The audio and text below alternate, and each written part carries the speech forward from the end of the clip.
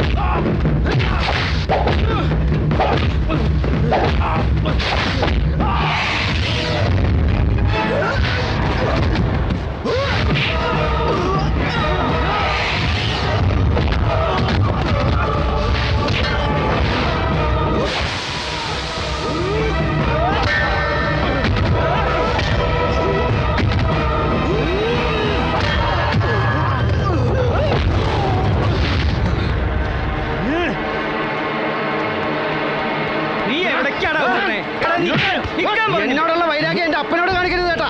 6 വർഷത്തിന് മുമ്പ് ചന്ദന എന്താ പറ്റിയെന്ന് ഓർമ്മയുണ്ടല്ലോ. എടുത്തുചാട്ടത്തിലുള്ള ശിക്ഷ 6 അടി മണ്ണിൽ ആളെ പുതപ്പിച്ച് കടത്തി. ഇനിയുള്ള പ്രതാപന പട്ടാളം വിട്ടവൻ പറഞ്ഞതിന് മുമ്പ് എല്ലാം അവസാനിപ്പിച്ച് കോരിത്തരിപ്പിക്കാനാണോ ഉദ്ദേശം? ഇല്ലടാ ഇസാഖേ, ഇല്ല. അങ്ങനെ എല്ലാം അവസാനിപ്പിക്കാനല്ല ഞങ്ങളുടെ ഉദ്ദേശം. നീ ചന്ദ്രന്റെ പ്രാണനെടുത്ത ഇവിടുത്തെ കടാലിൽ തന്നെ നിന്റെയും ചോര പ്രതാപം വീട്ടും.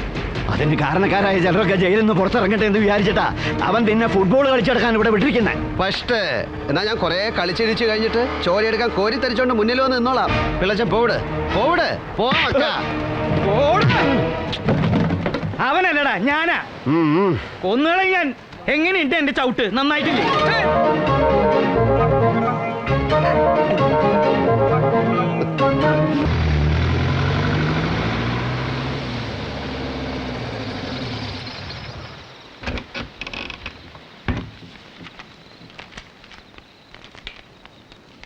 ഇവിടെ ഇതെന്തോ ഒരാളനിക്കോ ഇല്ലല്ലോ. ആ പെണ്ണിവിടെ ഇല്ലേ? എടി പെണ്ണേ, എൽസിയേ,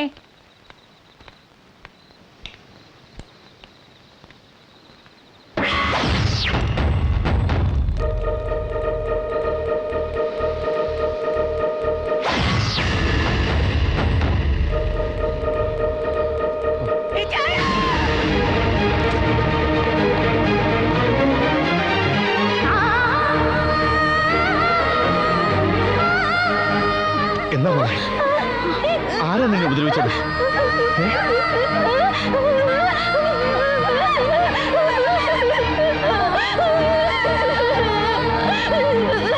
എന്നിട്ട് അവൻ എവിടെ പോയോ?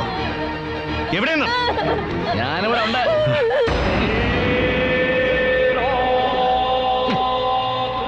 ഇവിടുത്തെ അലമാരിൽ നിന്ന് പൂക്കുന്ന കാശ് കുറച്ചെടുക്കാൻ വന്നതാ.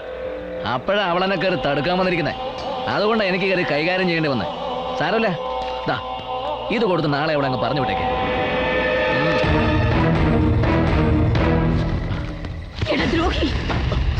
എട്ടും പൊട്ടും തിരിയാത്ത ആ മിണ്ടാപ്രാണിയെ നശിപ്പിച്ചിട്ട് പോകാ നീ. പെറ്റ വയറാണെന്ന് നോക്കില്ല ഞാൻ. എന്നെ ഉപദ്രവിച്ചാണ്ടല്ലോ ഒറ്റ കീറി വെച്ചാൽ ഞാൻ വേണ്ട. പെങ്ങളെ തൊട്ടപ്പോ വേദനിച്ചു അല്ലേ? എന്നാൽ ഓർത്തോ, ഇത്തവണ കത്തി കഴുത്ത് വരെ വന്നുള്ളൂ. ഇനി കേറ്റാൻ പോകുന്ന നെഞ്ചിലാ, നെഞ്ചില്.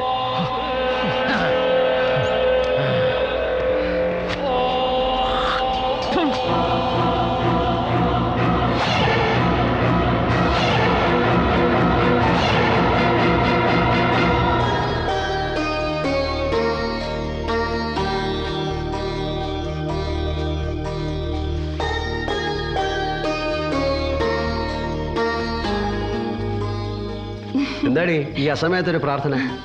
പ്രാർത്ഥിക്കാൻ എല്ലാവർക്കും ഓരോ കാരണമില്ലേ ചായ? ആ, പിള്ളാച്ചനോട് ഞാൻ പറയുന്നുണ്ട് ഈ കരയെന്ന് ഒരുത്തിനെ പിടിച്ച് നിന്നെ കെട്ടിച്ചു വിടാൻ.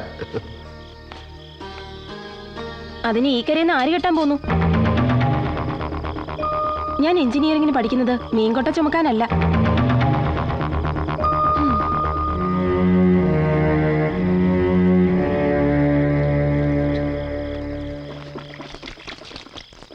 ആ നീ ചോരതൊന്നും എണീറ്റായിരുന്ന? സ്വന്തം വീട്ടില് വെപ്പും കുടിയും ഒന്നും ഇല്ലാത്തോണ്ട് കടയപ്പം തിന്നലാണല്ല നിന്റെ നിത്യ സ്വഭാവം. അതുകൊണ്ടായിരിക്കും ഉണ്ണിപ്പിള്ളയുടെ വീട്ടിലെ ചോറിന് നിനക്കിപ്പോ രുചിയില്ലാണ്ടായത്. നിങ്ങൾ അങ്ങനെ എഴുതാപ്പുറമൊന്നും വായിക്കണ്ട ഏട്ടാ. ഇസയ്ക്ക് ഈ തണ്ടും തടിയൊക്കെ ഉണ്ടായത് ഇവിടുത്തെ ചോറും കൂടെ തിന്നിട്ടാ. ഈ ചന്ദ്രയും തമ്പിയും ഞാൻ എന്റെ കൂടപ്പുറപ്പുകളായ കണ്ടിട്ടുള്ളൂ. അതങ്ങനെ തന്നെ വേണം കേട്ടാ. ഞാൻ എവിടെയും വീണു ഉയരുപോയാലും നീയേ ഉള്ളൂ എന്റെ മക്കൾക്ക്. അത് മറക്കണ്ട. ആ എന്നാ ഇത് പിടിച്ചോ. ഉദ്ദേശിച്ച വിലയൊന്നും കിട്ടിയില്ല കേട്ടാ. വലിയ കൈനഷ്ടമില്ലെന്ന് പറഞ്ഞാ മതി. നമ്മുടെ വൃദ്ധസദനത്തിലെ വയസ്സം പിള്ളേർക്ക് നാളെ നല്ലൊരു സദ്യ ഉണ്ടാക്കി കൊടുക്കുക. പായസം 2 എണ്ണം വേണം കേട്ടാ. പഴവും പപ്പടവും ചക്കര വരട്ടി എല്ലാം കൂടെ നല്ലൊരു നായരുടെ സദ്യ ഉണ്ടതുപോലെ ആയിക്കോട്ടെ. പോട്ടാ, ഒരു അടിച്ചുപൊളിയുണ്ട്.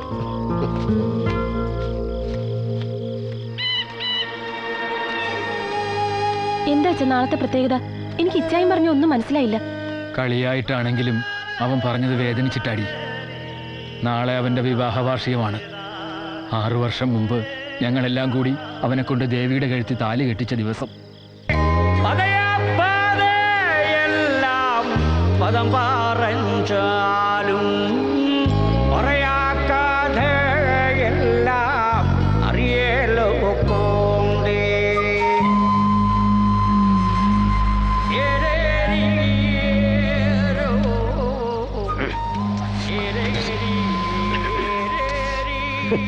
എന്താണ് പുള്ളേ ഉറങ്ങിയ?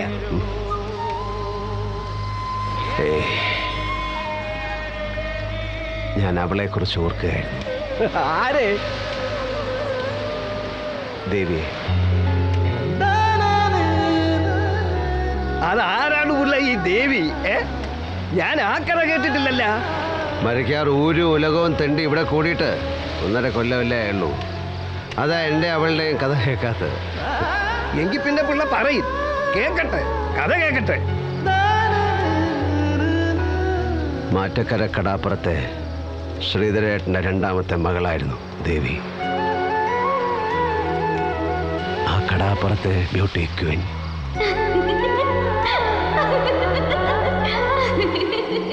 അവളെ എനിക്ക് തരണമെന്നായിരുന്നു ശ്രീധരേട്ടന്. പക്ഷെ തെമ്മാടിയായ മൂത്ത മകൻ ചന്ദ്രനും അവളെ കെട്ടാൻ കൊതിച്ച് നടന്ന പ്രതാപനും എനിക്കെതിരായിരുന്നു.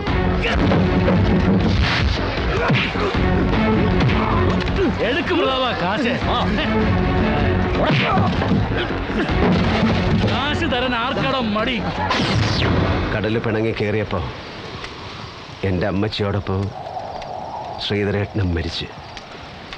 പക്ഷെ അങ്ങേര് തുടങ്ങി വെച്ച ഞങ്ങളുടെ ബന്ധത്തിന് മാത്രം മരണം ഉണ്ടായില്ല.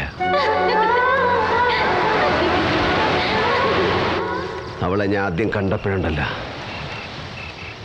പള്ളിയിലെ നിറമുള്ള കണ്ണാടി കൂട്ടിന്ന് മാലാഹ പറന്നു വന്ന് മുന്നിൽ നിൽക്കുന്ന പോലെ എനിക്ക് തോന്നി. ആ മുഖത്തുണ്ടായിരുന്നത് കണ്ണുകളൊന്നുമല്ല, 2 നീലക്കടലുകളായിരുന്നു. ഈ ലോകത്ത് പ്രേമിക്കാൻ മാലാഹയെ കിട്ടിയ ആദ്യത്തെ മുക്കുവനാ മരക്കാറെ ഇസഹാക്ക്. ഞങ്ങൾക്ക് ആടിപ്പാടാൻ സ്വർഗം താഴേക്ക് ഇറങ്ങി വന്നതും അതുകൊണ്ടാ. ദേവി